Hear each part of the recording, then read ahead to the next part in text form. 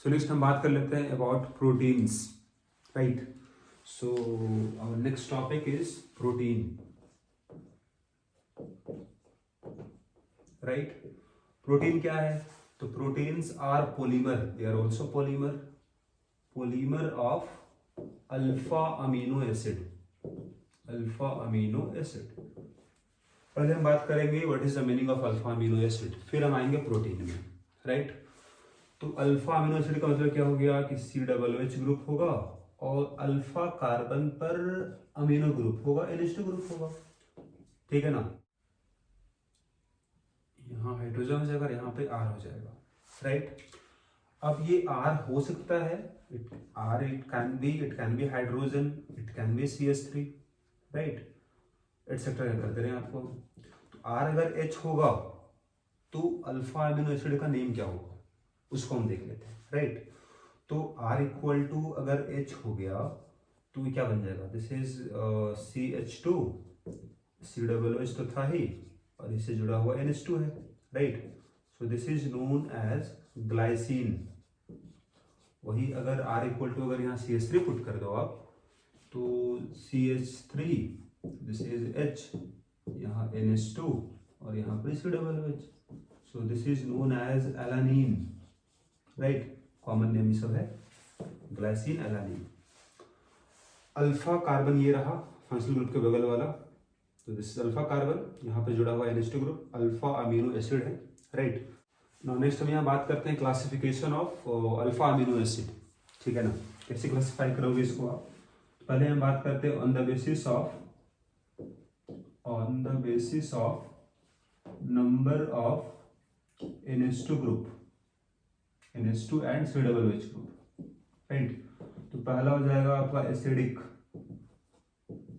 दूसरा होगा बेसिक और तीसरा होगा neutral, right. What is the meaning of acidic? Acidic का मतलब ये होगा कि अगर COOH ग्रुप अगर ज्यादा है NH2 से, मतलब नंबर ऑफ COOH ग्रुप अगर ज्यादा है नंबर ऑफ NH2 ग्रुप से, तो उसको बोलेंगे हम एसिडिक। बेसिक कब कहलाएगा? नंबर ऑफ NH2 ग्रुप अगर ज्यादा है नंबर ऑफ COOH से, तो कहलाएगा बेसिक। न्यूट्रल कब कहलाएगा? अगर दोनों बराबर है, number of COOH is equal to number of NH2 group, ठीक है। तो ऐसे क्लासिफाई कर, जैसे यहाँ अगर एग्जाम्पल है, this is example of neutral, दोनों ग्रुप बराबर है। दिस इज ऑल्सो न्यूट्रल क्योंकि यहाँ भी बराबर है, एक है COOH और एक है NH2 ग्रुप। नेक्स्ट अगर हम बात करें तो there are 20 naturally occurring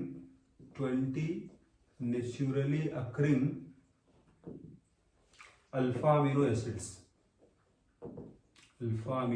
acids, right. उसमें से ग्लाइसिन ही आपका है जो ऑप्टिकली इनएक्टिव होगा, यहाँ कैरल कार्बन नहीं है। बाकी इसके अलावा जैसे यहाँ पर देख लो, इट हैज कैरल कार्बन, तो यहाँ कोई भी ग्रुप आ जाएगा एक्सेप्ट हाइड्रोजन, तो this carbon will be chiral. यहाँ लिख लो नेक्स्ट पॉइंट आप, accept glycine all other naturally occurring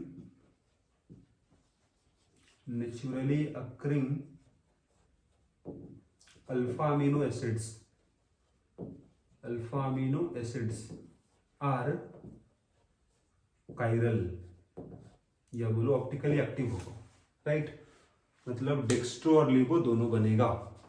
जैसे अगर यहाँ दिखाया आपको हम, दिस इज COOH है ना, NH2 ग्रुप है, यहाँ H है, यहाँ CH3 है, right. It has parallel carbon, तो इसका मिरर इमेज बनेगा जो इस पर सुपर इम्पोज नहीं करेगा, NH2 H और CH3 पैरेलल कार्बन है। तो अब यहाँ नोमेनक्लेचर हम यूज करते हैं DL नोमेनक्लेचर। तो NH2 अगर आपका यहाँ पर राइट हैंड साइड में हुआ तो दिस इज D हो गया, यहाँ लेफ्ट हैंड साइड में है दिस इज L। तो सिंपली इसको आप रिलेट कर सकते हो कि अगर NH2 अगर लेफ्ट हैंड साइड में होगा तो L कर दोगे, या राइट हैंड साइड में होगा तो D कर दोगे, ठीक है। D और L नोमेनक्लेचर ये हो गया। generally amino acids are crystalline. They are crystalline, colorless, water soluble, and high melting point होता है. हाई मेल्टिंग पॉइंट, या सिंपल बोलो आप, they behave as salt. Normally क्या बोल सकते हो आप, बिहेव एज सॉल्ट.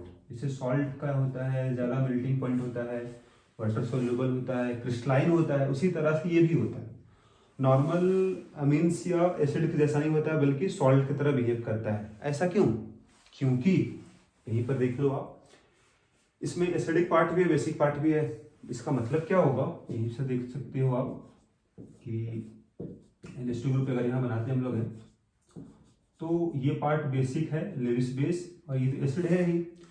तो क्या होगा, it will exist in the form of, acid lose करेगा H+ आयन को और ये गेन कर लिया तो NH3+ बन गया. तो यहाँ आप देख सकते हो इलेक्ट्रिकली न्यूट्रल तो रहेगा, बट इसमें चार्ज डेवलप रहेगा, negative positive. This is known as zwitter ion. इसको बोलते हैं.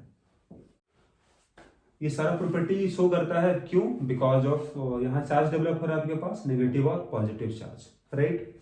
और यहाँ एक पॉइंट और भी आपको नोट करना होगा कि ज्विटर आयन फॉर्म में जब होगा आपका amino acid, it behave as amphoteric because it can react with acid as well as base, है ना. यहाँ ये बोलोगे आप, in zwitterion form,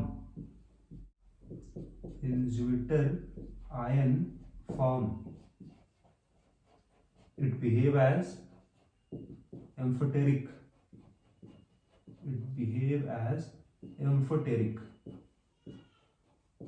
As they react with acid as well as base. Depending on solution, amino acid जो होगा, amino acid exist in three forms. In solution, right. तो पहला देख सकते हो आप, this is acidic form, right. मतलब यहाँ पर क्या है, देखो, COOH था, ये आपका NH2 था, लेकिन इसको हम NH3+ यहाँ लिख रहे हैं एसिडिक फॉर्म में, राइट. और यहाँ सपोज CH3 था, है ना. अब इसी का अगर हम बात करें न्यूट्रल फॉर्म क्या होगा, तो न्यूट्रल फॉर्म इसका ये हो जाएगा. This is known as neutral form, acidic form, neutral form. Basic form क्या होगा, so this is basic form.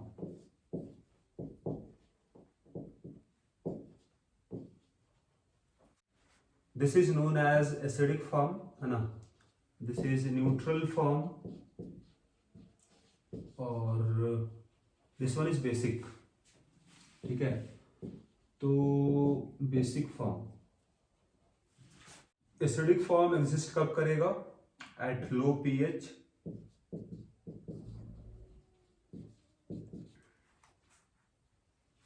Basic form exist कब करेगा, जब pH ज्यादा होगा, एट हाई pH.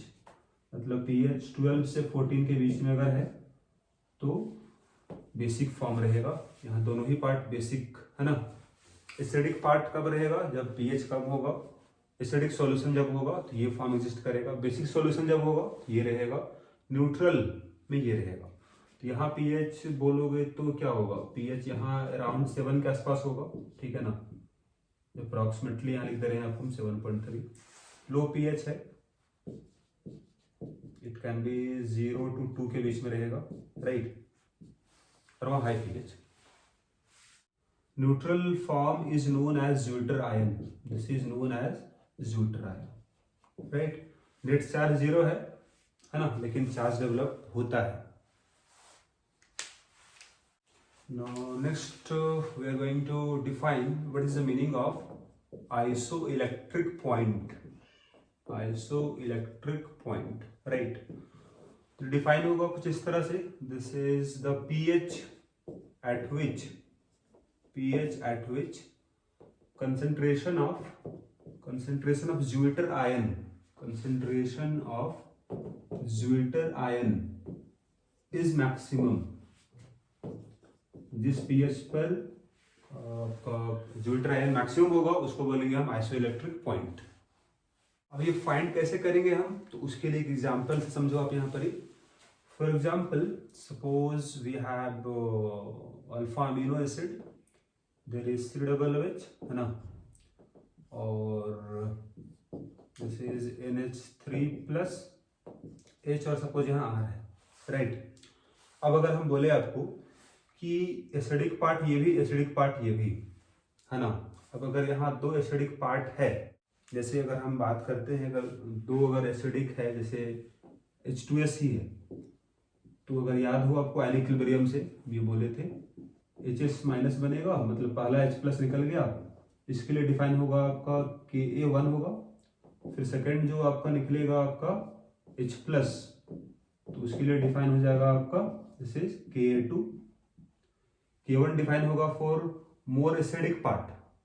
अब ये कम एसिडिक है इसके तुलना में, और आपको हम ये पहले ही बता चुके हैं K1 का वैल्यू ज्यादा होता है आपका Ka2 से, ये ज्यादा एसिडिक है इस वाले केस से, ठीक है।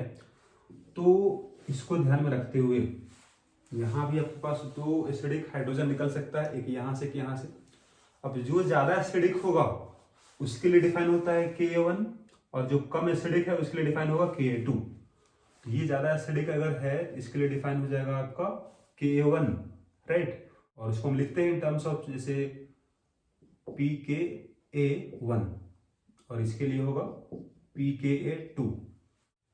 सपोज इसके लिए आ गया आपका pKa का वैल्यू आ गया 2, इसके लिए आ गया pKa का वैल्यू आ गया 9, ठीक है। 2 एसिडिक पार्ट था, दोनों के लिए आपका Ka1 Ka2 होगा, राइट। जैसे यहाँ भी आपके पास होता था Ka1 Ka2, और आपको अगर याद हो हम बताए थे इसका वैल्यू था आपका 10⁻⁻7, इसका वैल्यू था 10⁻⁻14 के आसपास, राइट। उसी तरह से यहाँ पर भी वैल्यू आपके पास दिया गया है, इसका वैल्यू कितना आ जाएगा 10⁻⁻2, 10⁻⁻9, काफी कम है इसके तुलना में, राइट।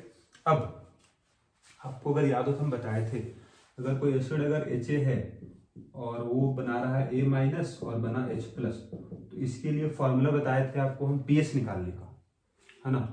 फॉर्मूला कुछ ऐसा आया था pKa = pH plus log concentration of acid by concentration of conjugate base. ये फॉर्मूला डिराइव आप कर सकते हो बड़ी आसानी से, है ना, यहां से। तो सेम यहां आप देख लो इस वाले केस में, अगर हम ये बोले इफ अगर pH सपोज अगर 2 है, इसका क्या मतलब, pH अगर 2 होगा मतलब किसके बराबर pH है, pKa के बराबर है pH। तो pH अगर pKa के बराबर हुआ, दोनों कैंसिल हो जाएगा, इधर आके 0 हो जाएगा, इसका मतलब दोनों कंसंट्रेशन बराबर हो जाएगा। Concentration of acid equal to concentration of conjugate base, दोनों कंसंट्रेशन बराबर होगा।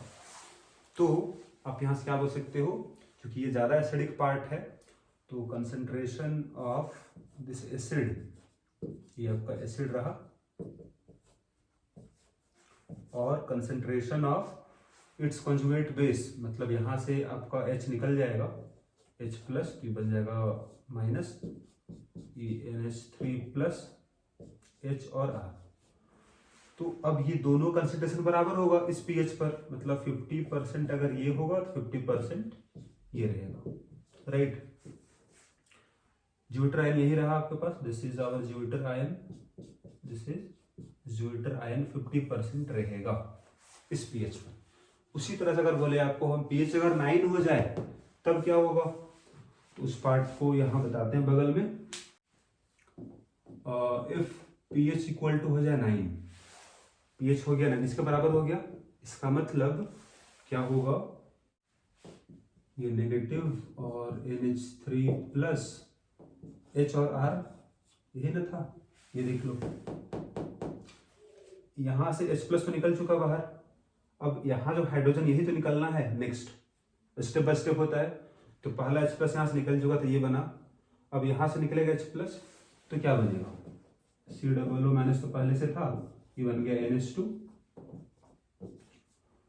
तो इसका कंजुगेट बेस ये हो गया, दोनों कंसेंट्रेशन बराबर रहेगा। 50% अगर ये होगा 50% ये भी होगा, क्योंकि यहाँ पर pH किसके बराबर है, pKa के बराबर है, राइट।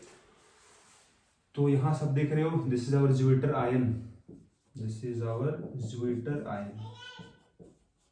यहाँ कंसेंट्रेशन ज्यूटर आयन का 50% था, यहाँ 50% था, राइट। लेकिन अगर हमको यहाँ बताना हो किस pH पर ज्यूटर आयन मैक्सिमम होगा, तो उसको बोलेंगे हम आइसोइलेक्ट्रिक पॉइंट। और इसका निकालने का फॉर्मूला क्या होता है, सो लेट अस सी।